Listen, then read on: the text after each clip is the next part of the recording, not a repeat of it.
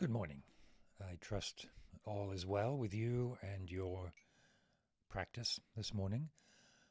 Um, I thought I would talk about discipline and the uh, fruits and rewards of discipline, and maybe a slightly different context for the word discipline, because I think it tends kind of right off the page or right out of the mouth. Um, it can have a harsh connotation, right? Discipline. I'm going to discipline you. I'm going to punish you. Or here are 1,000 things that absolutely must be done. It's discipline. But um, today's the first day of Lent, and I like Lent. I like it. It's a time to. Um, I find it's a time to view my entire life as a retreat. Right. So my job, which occupies a lot of time and energy, is just a part of the broader set of experience that makes up my life. And I can cultivate different aspects of my life as I am mindful enough about it. And that to me is what discipline means. And it's resonant with the word disciple or follower. And I think of myself as a follower of the Dharma, not a believer, but a follower. To get that distinction, right?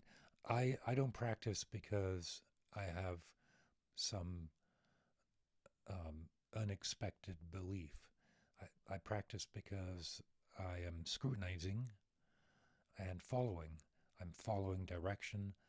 Um, I'm following a discipline. I'm following a practice. And then the results of that uh, come to fruition. They unfold. And that's what discipline is to me. It is the discipline of the gardener. I'm not a very good gardener, like an actual hands-on gardener. Maybe the discipline of the creative, of allowing a piece of music to sort of unfold as I write it, or if you're a painter or a sculptor, the the the discipline to create the space that allows those processes to unfold. That's what discipline means to me. And it can look different, of course, for everybody, but it's going to include either cultivating certain aspects or avoiding certain aspects, right? Like I know that I work best, like, and I mean best in the sense of most responsive to the ideas, clearer minded, and more likely to spend the time to craft things properly. Um, my mind does that much better first thing in the morning. For many of my friends, many of my colleagues, that sounds like madness, and they work best when the day is done, it's settled down, and they can work late into the evening. For me, I'm done by 8:30 at night, but I can start at 20 to 4. I mean, the truth for me is I'm done by 11 o'clock in the morning. I can still work, um, but if I want to get something done important, then I know I need to cultivate time in the morning. uh, Other parts of discipline that I find particularly helpful is to think of it as a refuge. So when I have time, when there's 30 seconds or 5 minutes, 20 minutes, um, the the world that we live in um, has plenty of things for us to occupy those moments with now, because we all walk around many of us walk around with a phone stuck in our face. So um, I'm old enough to remember standing in line in a grocery store and having nothing to do. Maybe picking up a National Enquirer newspaper. I don't want to romanticize that. It's quite marvelous that we have these objects, but I think setting them aside and allowing for uh, other use of the time. So I have different studies that I like to pursue in addition to dharma and practice. Um, I like to study the French language. Uh, I want to deepen my understanding of the game of Go, right? And then along with the different music studies that I have with my coursework, but also with the pieces that I'm trying to write, the piano that I'm trying to, pieces that I'm trying to learn. So my discipline, if I were to look at it on paper, lists off half a dozen things that I want to spend time with every day. Study French, do some game of Go exercises, make sure that I've practiced piano, make sure that I've done my coursework for conducting. On paper, that looks terrible, right? That looks like a checklist of things that have to get done, otherwise I have somehow failed my day. But what they refer to me is of the infinite expanse of things that I could be doing.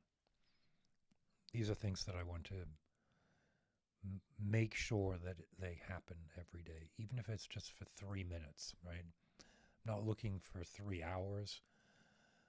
20 minutes is good.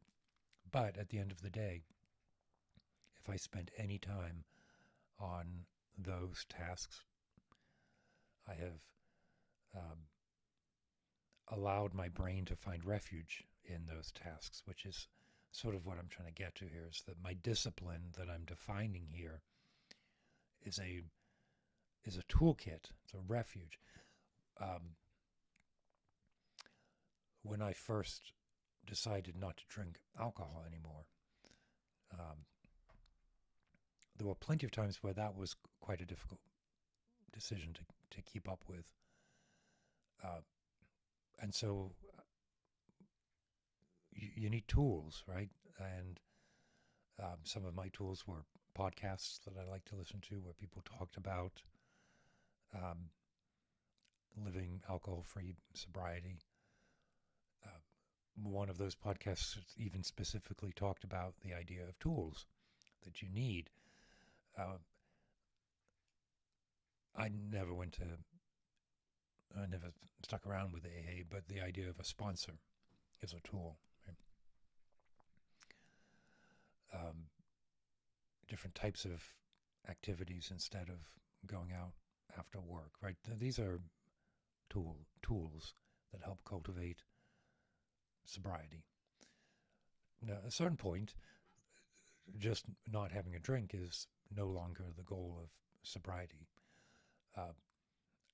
So the tool set becomes a bit more refined, right? It becomes maybe a deeper understanding of dharma, or perhaps a willingness to spend a bit more time reading different. I'm reading C.S. Lewis through Lent. I've got a set of 6 or 7 of his books, and I'm going to read through them.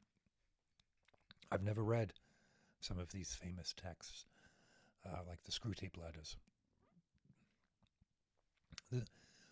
So for me, the discipline is a toolkit to cultivate space that allows for this sort of more authentic presence. I'll talk more about that tomorrow, I think, what I mean by authentic presence, because ultimately it's how do I want to approach every moment, including the last moment, including the moment when inevitably I will die. Practice for me is a big part about remembering that that's going to happen, not being morbid about it, not being desirous of it, but knowing that it will happen, and not knowing when, how to approach it. So for me, the Lent period and the discipline associated with it is a really great sort of booster to that practice and to really being able to focus on um, why why we do these things. So discipline is cultivation, it is following, and it is refuge. Um, I have, and it can be anything. You heard the things that I do, right? Some of them is music, some of them is more sort of formal dharma study, but even things like uh, picking up a language and practicing that a few times during the day um, are things that make my brain settle in a little bit more. And you all have other aspects like that that I would encourage you to share. I'd be interested in knowing what they are. Uh, it takes a moment to think about it, like what really is things that feed you as opposed to things that need to get done. There's 1,000 things that need to get done. There's a million things that you could do that you think you want to do. Um, I spent time scrutinizing. I need to do certain things just to maintain a lifestyle for me and my family. I want to do a ton of things, but which things really, really cultivate? Which things really are refuge? That's the discipline that I'm looking at. So, thank you. Comment, question. Love hearing from everybody.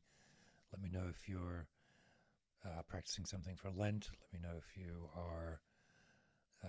have a discipline, a daily discipline that you follow, or if you have some other question about the practice. So keep your wits about you.